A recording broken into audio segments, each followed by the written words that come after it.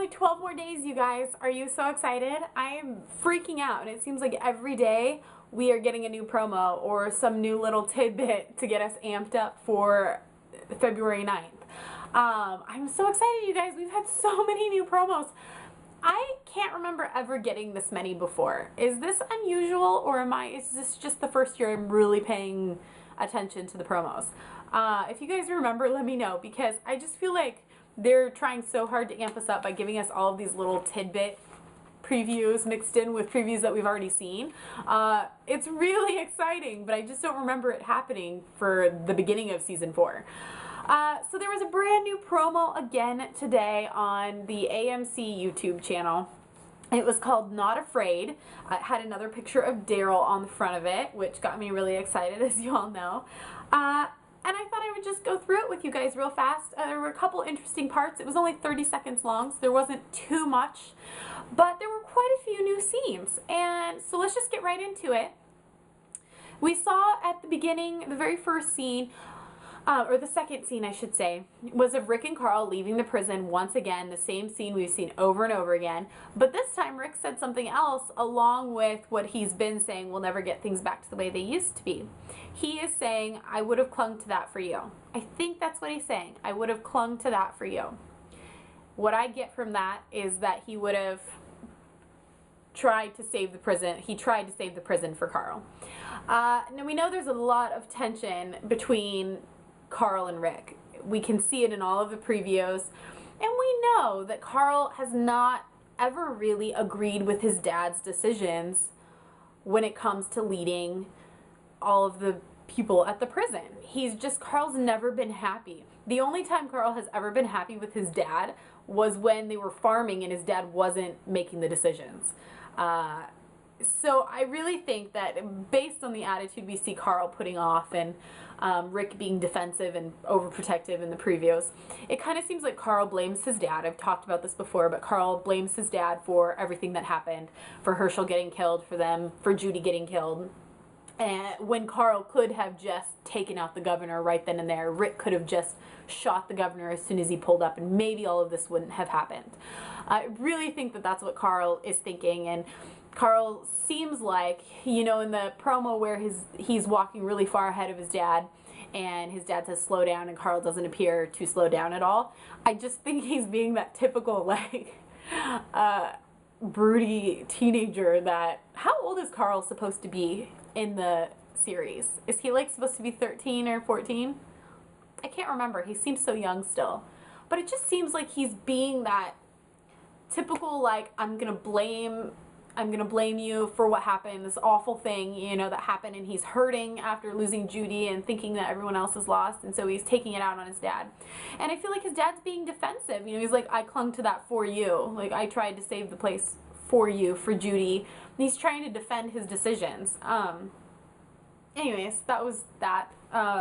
I don't know what else to say about that. We also see Daryl running through the graveyard. I was not sure that it was Daryl that I was seeing at first, because I've never really seen him run quite so fast. He was booking it.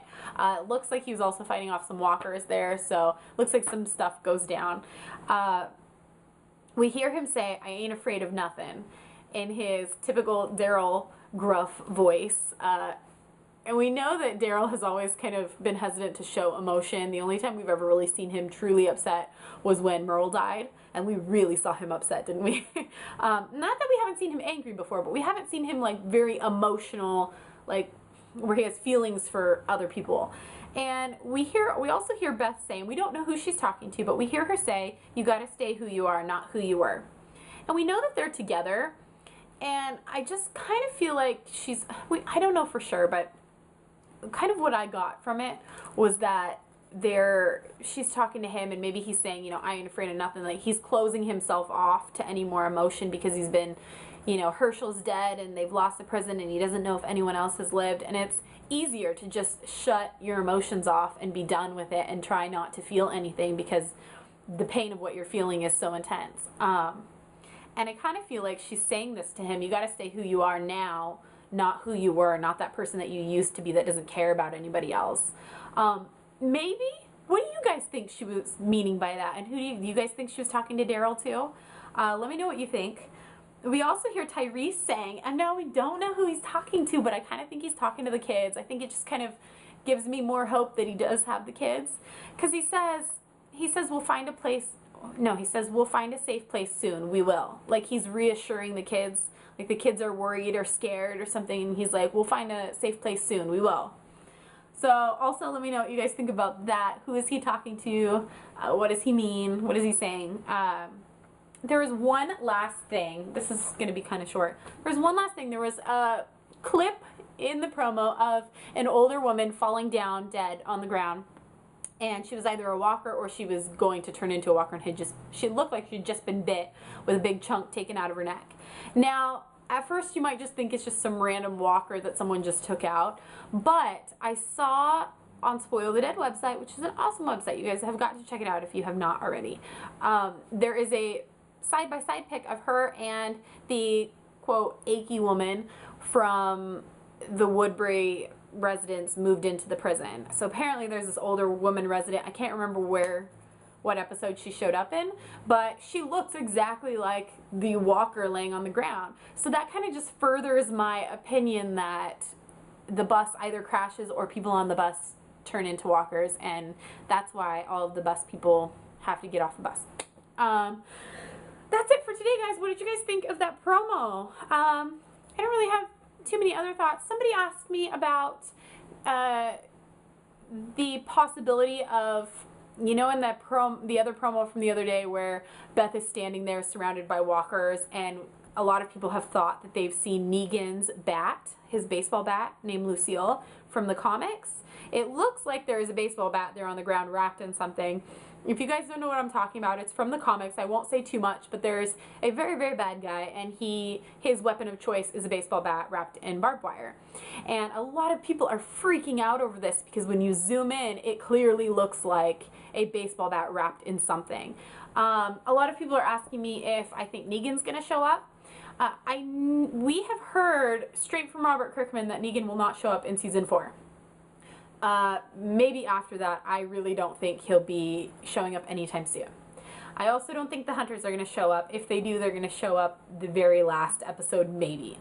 What I do think is that if indeed that is a baseball bat, which to me, it's just kind of hard to tell. I think a lot of people want it to be a baseball bat. They want to see something like that, but I'm not entirely sure myself. It does look like something. Granted, when I think baseball bat wrapped in barbed wire in my head, I can definitely see how that would be mistaken for that, or looks like that. I don't think it has anything. Okay, I got cut off. I think my camera likes to tell me when I'm rambling, and so when I start rambling, it just turns off and says, hey, you're done. About Negan's bat, I really don't think it is. If it is a bat wrapped in barbed wire and we somehow see it in the show, I think it's just going to be like a little tribute to the comics. I don't think it's a clue that he's going to show up or anything like that. I don't know that the writers have really done that in the past. If they have, let me know. But I feel like they're not just going to, I don't know. It's not like the show, it's not like some show where everything is a hint to something else, you know, everything's a clue leading to something else. I think they're just telling a story. And maybe, you know, a bat seems like a pretty good weapon in the apocalypse. I don't know. Alright, you guys, that's it for today. I hope you guys have a fantastic rest of your week, and I will see you next weekend unless something else comes out this week. Have a great night. Bye.